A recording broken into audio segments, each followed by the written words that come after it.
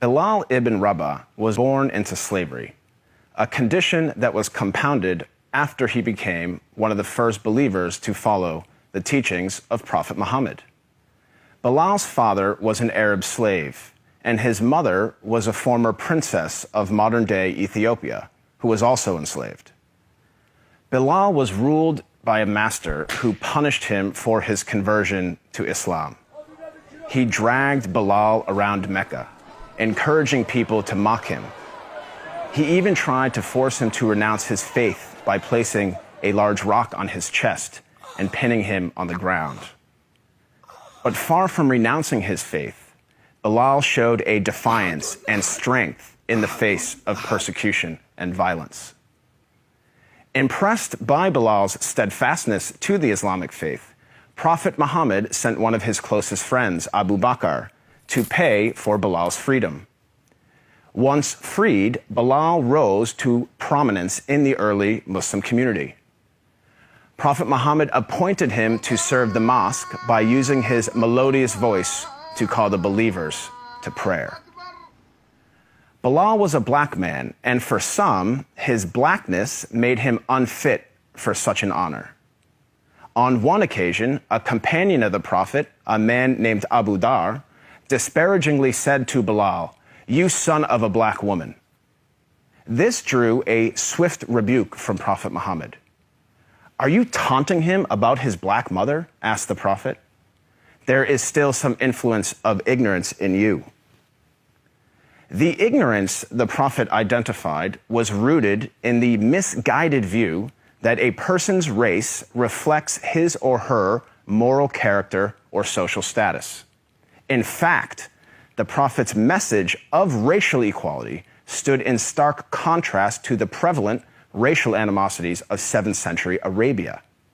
Scholars refer to the period prior to the advent of Islam as Jahiliyyah, a time of ignorance, which included racism. Arguably, Prophet Muhammad was the first person in human history to declare, in no uncertain terms, that no person is above another by virtue of race or ethnicity. This declaration is crystallized in one of the Prophet's notable speeches, his last sermon, as it is known, which was delivered on Mount Arafat in 632 AD.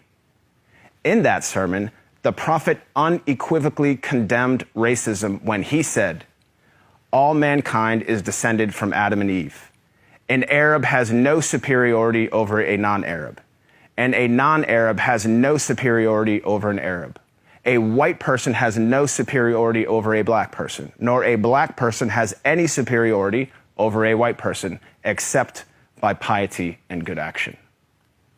Ever since then, Prophet Muhammad's teachings on racial equality have inspired human beings to strive for racial equality and justice for all.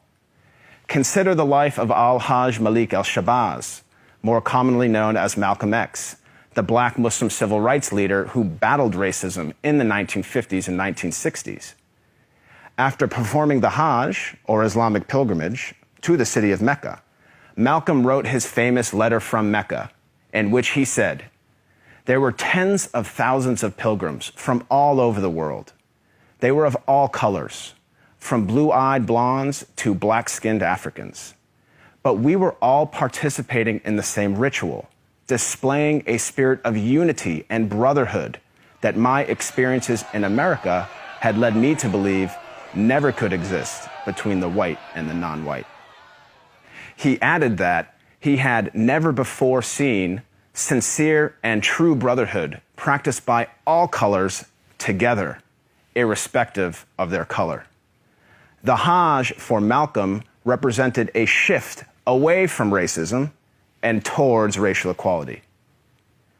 The teachings of Prophet Muhammad encouraged all people to strive towards anti-racism, which is quite different than simply non-racism. While non-racists do not openly express prejudiced views, they also do not work to dismantle racism in any given society. The Prophet of Islam actively challenged and dismantled the covert, the overt, and the systematic racism around him. He identified racism as a symptom and identified its root cause as arrogance in the human heart. As our world becomes more and more diverse and interconnected, it is imperative that we strive to follow the teachings of Prophet Muhammad. I am not a Muslim myself, but I have to say that I am deeply inspired by the anti-racism of Prophet Muhammad, because he showed that a person is distinguished over another not by race, but rather by the quality of one's character and conduct. I am Craig Considine for the Amir Stein Center.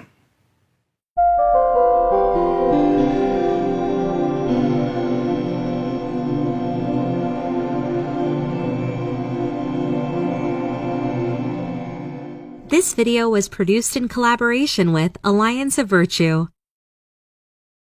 If you want to see more content like this, make sure to like, share, subscribe, and hit the bell notification so you don't miss any new videos.